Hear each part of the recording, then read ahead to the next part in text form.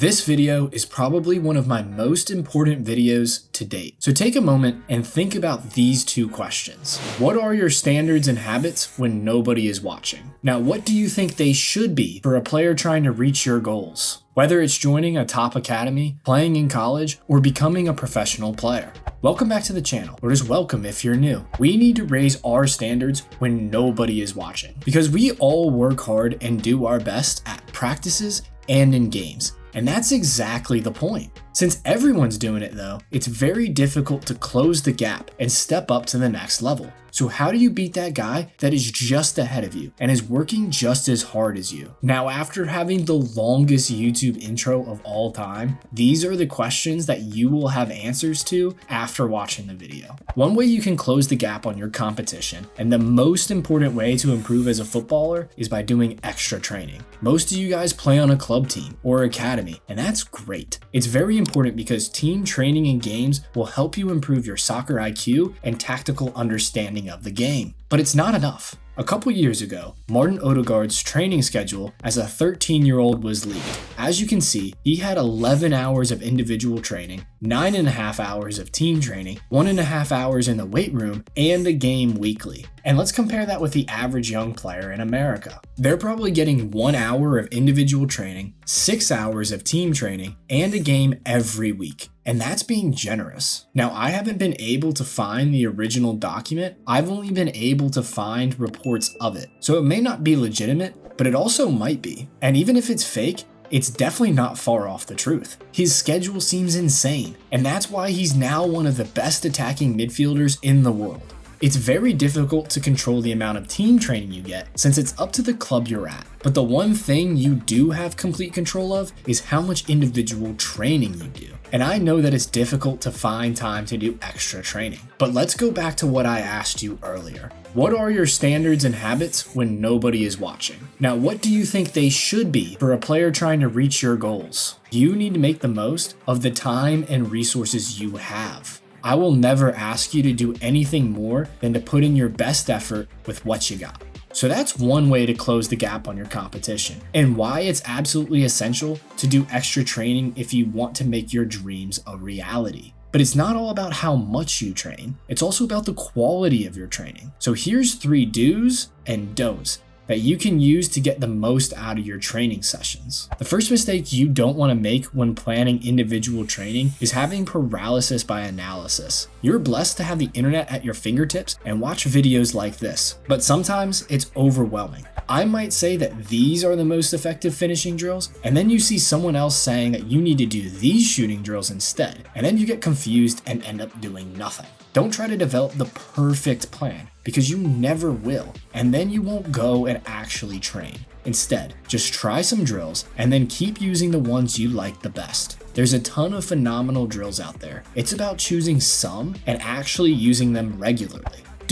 Try new drills. It's great that you went out and you tried those drills and now you like them, but don't just do the exact same drills 6 days a week for a year. Best case, it's just a bit boring and it doesn't excite you enough to get you out of the house and train. Worst case, you master the drill itself and now you're not pushing yourself anymore to actually improve in that skill. Cone weaves are great, but if you only do cone weaves, you master the skill of taking small touches through a line of cones. But what about all the other things that make you a good dribbler in tight spaces? You also need to be good at changes of direction, changes of speed, lateral movement, body feints, or disguise. So it's a great tool to use, but if you only use it, you're lacking in some important other areas. Instead, do that cone weave twice a week. Then do Ronaldinho dribbling twice a week because it's less rigid and helps you work on body feints and disguise as you dribble. And then add a zigzag cone weave twice a week to focus more on changes of direction and speed. This is much more balanced.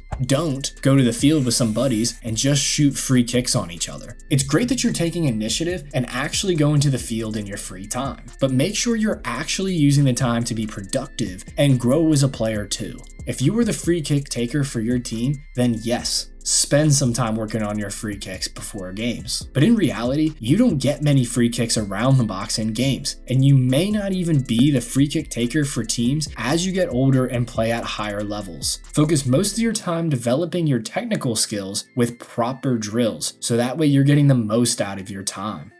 Progress the drills and make them more difficult over time. If you've been doing the same cone weave for a month or two, then decrease the distance between each cone so that way you have less room for error and you need to be more precise with your touches. Or if you've been putting every shot inside a cone towards the corner of the goal, move that cone a little bit closer to the post, so you have to be more precise to put your shot into that bottom corner. Or even add pressure to yourself by saying, I need to score 7 of these 10 bottom corner, or I have to do punishment in the form of push-ups or sprints, just to see how you can cope with the pressure. There's so many ways you can progress the same drill to make it more challenging, and you need to do so.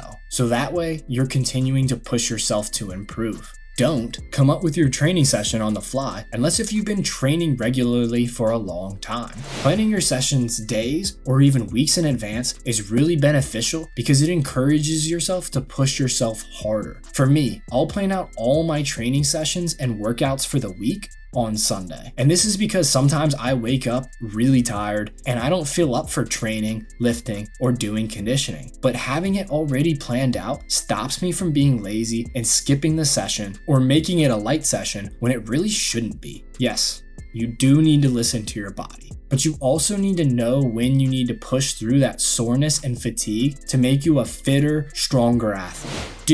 Bring in friends or other like-minded individuals to train with you. Training with other people is great for a few reasons. Firstly, it opens up way more drills and skills that you can work on that you just can't do on your own. Things like defending and then passing in first touch if you don't have a wall. Secondly, and more importantly, it helps hold you accountable. You all agreed to show up before school to train, but when you wake up, you always want to roll back over and go back to bed. And it's easy when it's just you to say that I'll go later or I'll go tomorrow. But it's much more difficult to skip on your teammates because you promised them you're going to be there, and now you're going to have to hear it from them if you don't show up. I enjoyed training the most and created the best memories when I had a group of friends that met up every day to train and improve together. As many of you know, I asked you for feedback on skills that you guys want to improve on the most. So here's a full individual training session for you using these principles I've talked about so far, so that way you can see it put into practice. First things first, we need to get warmed up. For this part, make sure to get some good runs in and get some dynamic stretches. We'll be shooting in a bit, so make sure you get properly warmed up. After that, do 2 sets of 25 passes each foot off a wall, and then take a good first touch out of your feet. If you don't have a bencher or a rebounder for this, then just juggle a few times, kick the ball up in the air, and then control it. Either way, we want to cross off passing and first touch off the list. Now we're getting into improving your dribbling and quick feet. For this, we're going to do a few drills off my trapezoid ball mastery video. Do 30 seconds of work and then rest for 30 seconds. Do 3 rounds for each of these drills before moving on. If you want some other ideas for drills, then check out my other video after we're done here. I put a link to it in the description for you. Now it's time for the most fun part of the session. Time to improve our 1v1s and our finishing ability at the same time. For this, start 12 yards away from the top of the box. Dribble about 5 yards and quickly navigate through a mess of cones or defenders, focusing on having sharp touches and evading tackles. Then go 1v1 at the defender before finishing bottom corner. For this, do 2 rounds of 10 reps. For the first round, keep track of how many good reps you do. In order to have a good rep, your dribbling needs to be clean, and then you need to do a sharp scale move and finish bottom corner.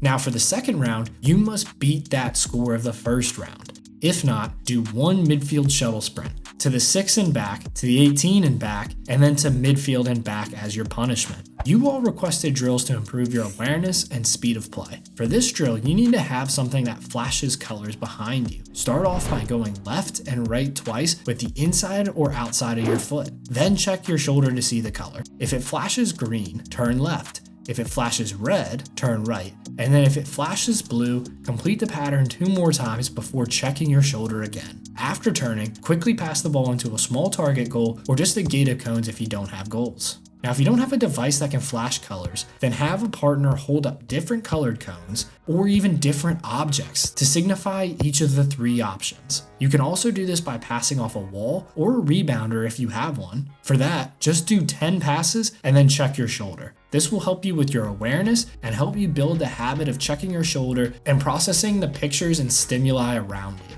If you'd like more drills to improve your ability to scan or your awareness as a player, then watch this video. Thanks for watching. I hope you got value from this video and enjoyed it.